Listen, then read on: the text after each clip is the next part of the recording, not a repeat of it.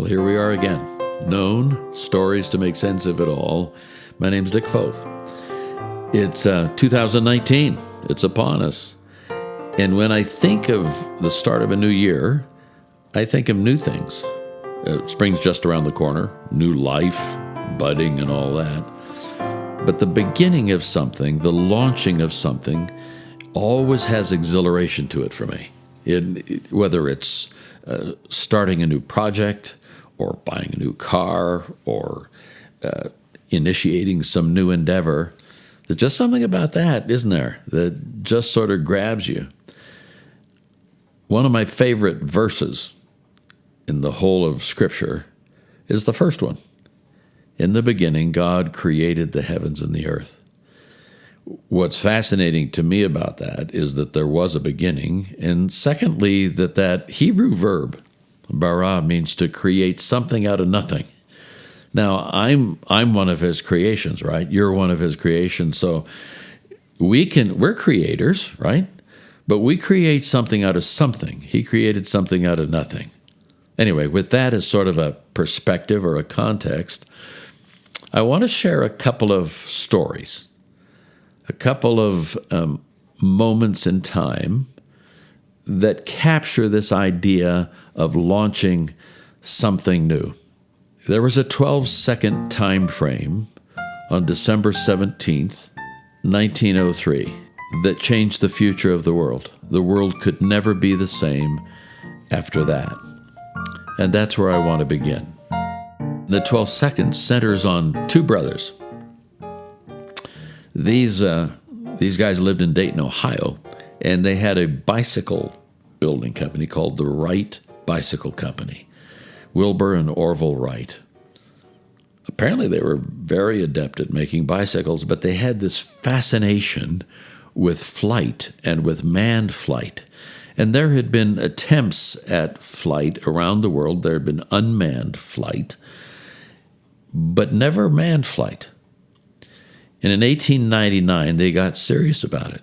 And they were tinkering with all kinds of things. And of course, flying is a fascinating thing. We get on airplanes today, don't think anything about it really. But just the concept of flight is, how do birds fly? We're in a location where I see hundreds of geese in flight every day. I'm fascinated by how they cluster and how they take off and how they land. But the thing that birds and airplanes have in common is the airfoil of the wing, where because of the curvature of the top side of the wing, air molecules spread out, and it's more dense underneath the wing, and so that's where you get your lift. And it depends on wind speed, it depends on speed on takeoff, all of those things. But the Wright brothers were playing with that, trying to figure out how to do it. And it took them 4 years, actually, and lots of tests to be able to do this. And in December of 1903, they had driven down to a place called the Outer Banks on the coast of North Carolina, near Nag's Head. There was a place that they selected called Kill Devil Hills. And there they created a track for a manned airplane to run on, to get started. And they did it. On that day, they did it. Last year about this time, I took my grandson, Sam Clements, from Eugene, Oregon, with me to the Outer Banks, and we went to that place. And it was about the same time of year, late January, early February, and we stood there on the site, and we just looked at it, because it's a flat, sandy place. They had gone there, the Wright brothers had gone there, because it was a place where the winds were decent, the space was available, and on sand you could have a soft landing, if you will, or a soft crash, as the case might be. So Sam and I were there, and we just chatted about it for a few moments. Now, Sam, yesterday morning you got on a plane at dark:30 in Eugene, Oregon, and you flew all the way to Washington, D.C., so 3,000 some miles, whatever it is. So when you stand here and look at this, we're just in a big open field with some markers and this boulder. What comes to mind? Any thoughts? I think it's pretty interesting that, like, before this field was a field with some boulders that people like to look at, it was just a normal field with two brothers. People probably thought they were crazy, and it's weird being here like over 100 years later, and you can almost like look and feel the energy that these guys must have had on the day that they were able to be successful. We're standing here looking at the length of their first flight. There's a marker down there. How far was that?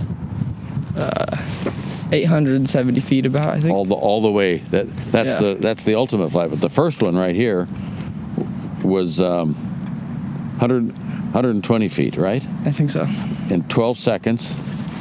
And the second one was, I think, 150 feet. Anyway, their ultimate flight. We're looking at the brochure, folks, trying to figure they were doing this baby on the fly. Just to be precise, the first flight was 12 seconds, 120 feet. Second one, 12 seconds again, 175 feet. Then 15 seconds, 200 feet.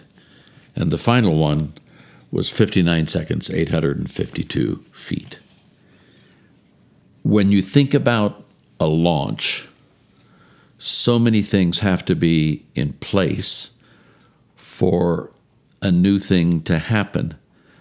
What are the conditions that are needed for a launch to be right? In the Wright brothers' case, you had to have the team that helped construct the plane, who helped monitor and maintain the equipment, all of that. You had to get there, you had to create the track for it to run on. And then the winds, the offshore winds, had to be right. They didn't know if they could do it, actually, because the offshore winds that day were 27 miles an hour in their face. But they were able to get up, and their top speed was 34 miles an hour. But just the idea of conditions being right for a new thing to happen is true for almost anything.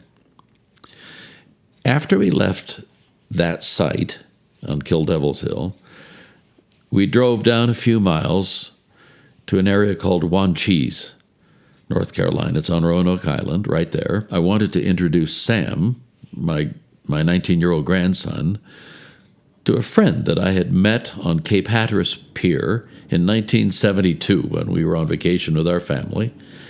The friend was an Outer Banks fisherman by the name of Charles Daniels.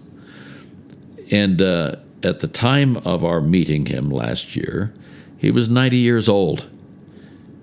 It's great fun to introduce a 19-year-old to a 90-year-old. Let me just step back a moment and tell you about Charles. Ruth and I had taken our family in June of 1972 down to the Outer Banks of North Carolina because I had been there as a boy in 1950. And I wanted to introduce them to that whole area. It's a sort of a wild, beautiful area. And I'm sitting on the pier at the tail end of a hurricane. The wind was still blowing pretty hard, but you could move around. And so I was out there, and this fella comes strolling down the pier, and I said, "Hi." And he answered with this accent that is distinct to that part of the world. That's the first place that the English came under Sir Walter Raleigh. And it's the place where they have what they called then the Lost Colony, because a couple of years later they came back to find the people they had left there, and they were gone. And to this day, they don't know what happened to them. But they have this distinct English accent on the one hand, sort of mixed with North Carolina drawl. And this fellow said to me, "My name's Charles Daniels. How you doing?"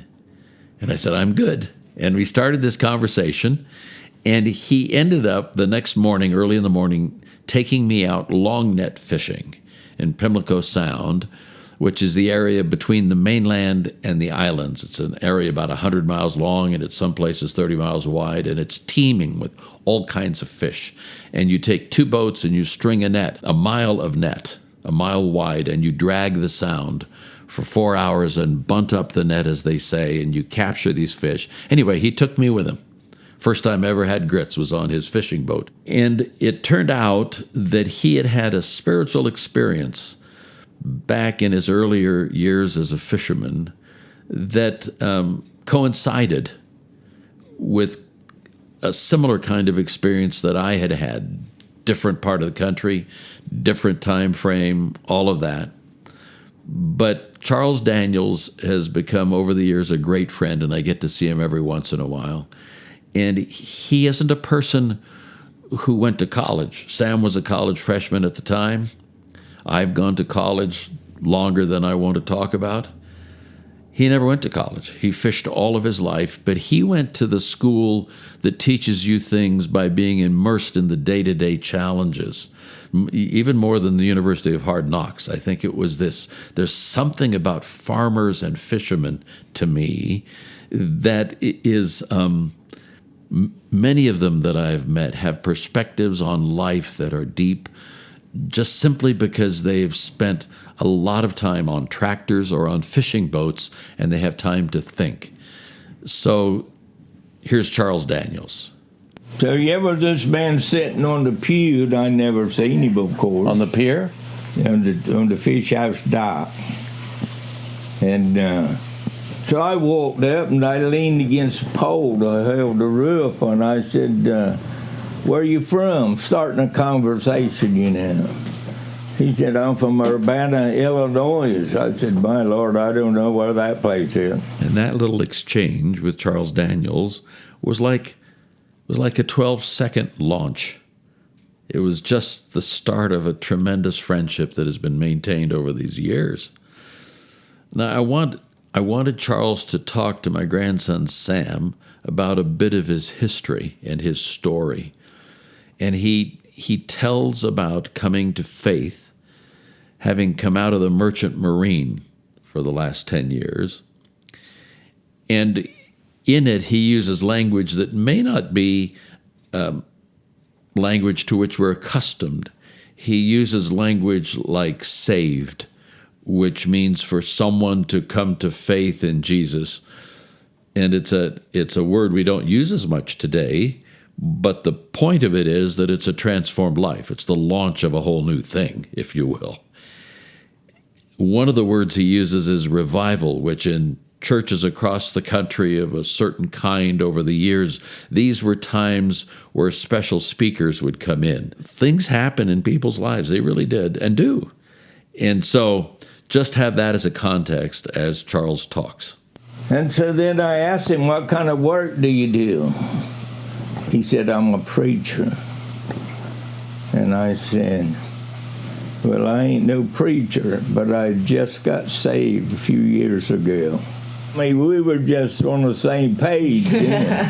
So Sam and I left Kill Devil Hill, drove down to Wanchese, met Charles, and we met at his daughter Ruby's house.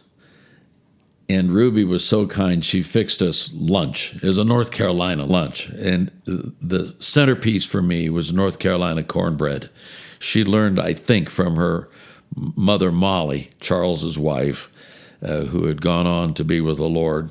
She learned how to make North Carolina cornbread. I asked Molly one time, how do you make it so rich? And she said, my secret is to put, I don't know how many tablespoons of sour cream in the mix. But those of you who are bakers who are listening, just give it a try. You'll like it. But there we were. We had fish, we had shrimp, we had North Carolina cornbread, and I wanted Sam to hear something of Charles's story. So that's where we'll pick it up with all the sounds of sitting around that good table. How old were you when you first went fishing? Did you go with your dad? Yeah. When you were a little boy? Yeah, sometimes, I would go with him. How old were you? Were you 12 or 5 or? Yeah, something like that. Dylan, you used to work for Uncle Cab. You used to work for Uncle Cab. He had Well, I fish worked in the fish houses, yeah. So Charles is telling his story, the various parts. He told me one time, not in this conversation, that when he was a teenager in World War II, they were so concerned for German submarines off the coast that they would take turns patrolling the beach at night with a rifle, a 16-year-old kid with a rifle on the beach. He told me that the various villages were so distinct, and these are villages that are maybe 5 or 10 miles apart up and down that coast, that each village had its own accent.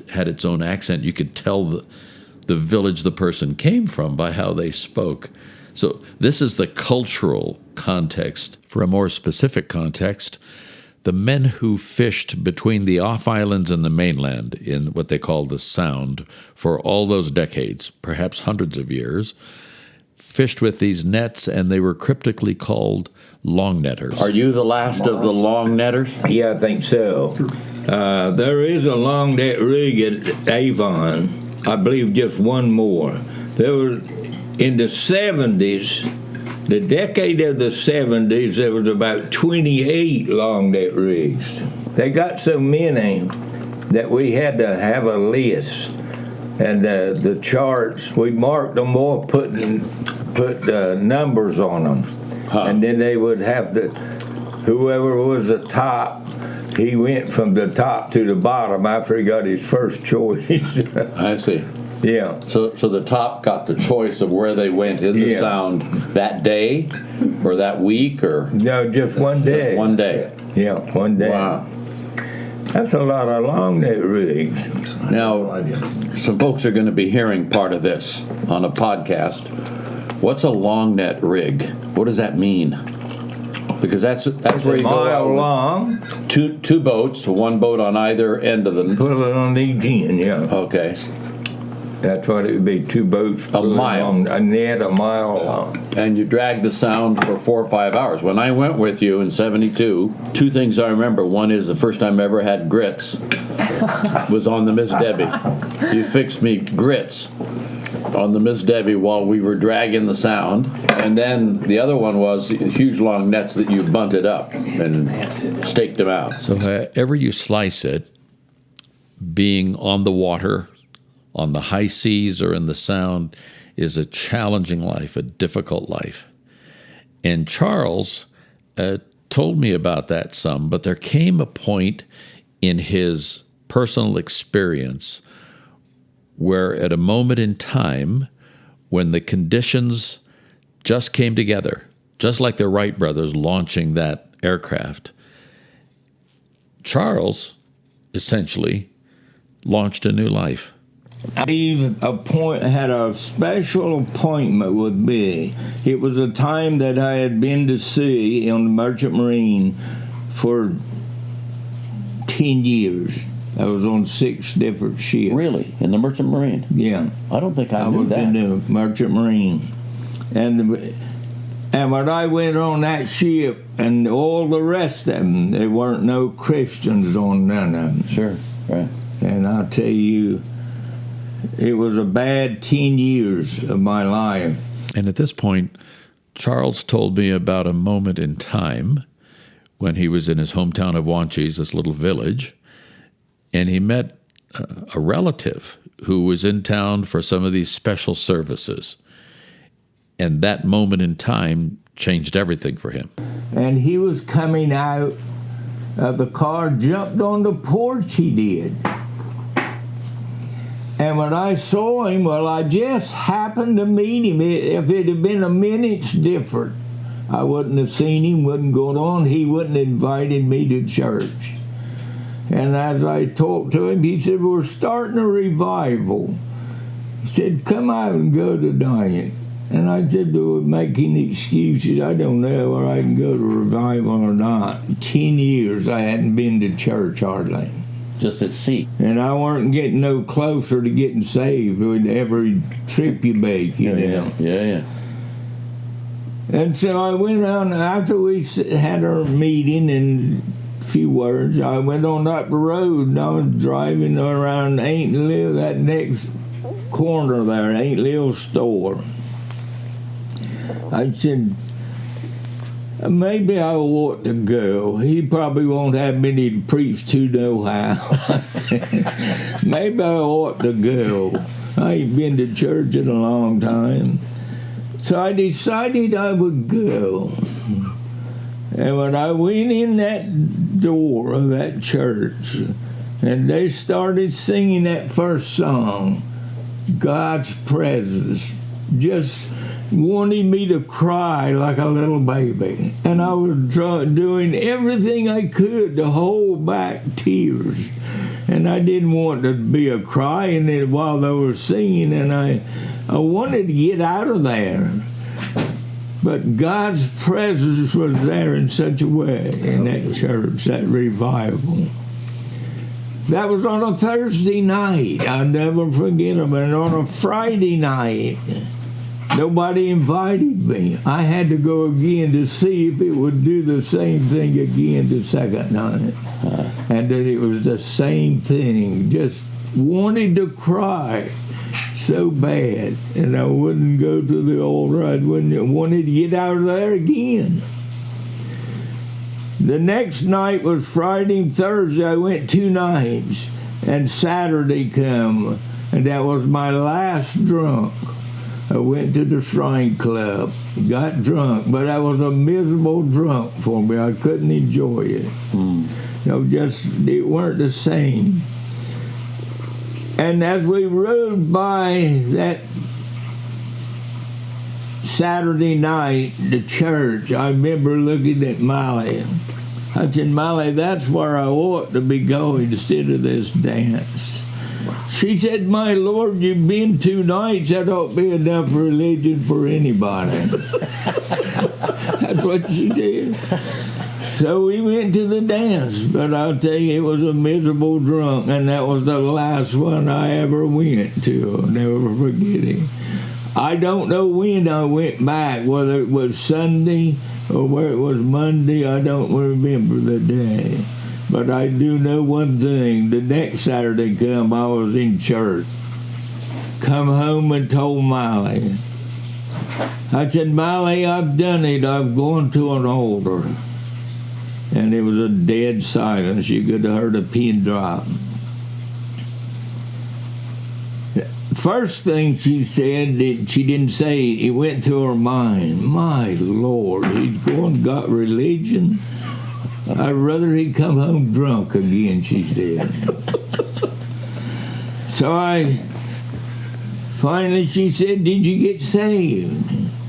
I said, I don't know. I went to the altar. I told him I wanted to. I didn't feel nothing, didn't see no bright lights, and didn't hear nothing. I don't know whether I'm saved or not. I said, I just told him. But I ended it with this, and this was true, wasn't it? If God ain't done nothing, I ain't saved. When I heard Charles say that single statement, it really struck me. There's an old saying, the proof is in the pudding. If we talk about a transformed life, if we're talking about something that's new and the old doesn't go away, then it's not new, essentially. And I don't know, that you could talk about transformation any more succinctly than Charles Daniels saying, if God ain't done nothing, I ain't saved. And lots of us have been around religious institutions and churches and synagogues and all of that over the years, but for some reason, for some of us, it just doesn't take. And Charles related this moment with his mother when he was 15 years old, because she would make him go to Sunday school and so forth. When he was 15 years old, she wanted him to join the church, and this was his response. Mother, I don't know what it is, but it wouldn't be no good to be joined to church. Me and God don't have a thing in common. I said, it's to be more than joining the church to get me to have something with God. So Charles went on. We had this discussion about how Molly reacted when his life started changing. And the truth of the matter is that she turned around and she went and her life was changed. She told him, he said, that next night or two after this happened to him, that he was supposed to stay home, as she put it, and take care of the young'uns, and she was going to go. And what happened was that her life was transformed. So just to rewind for a moment, as we were having the conversation, I said to Charles, so when did you first meet Molly? How did that happen? Tell us a bit about that.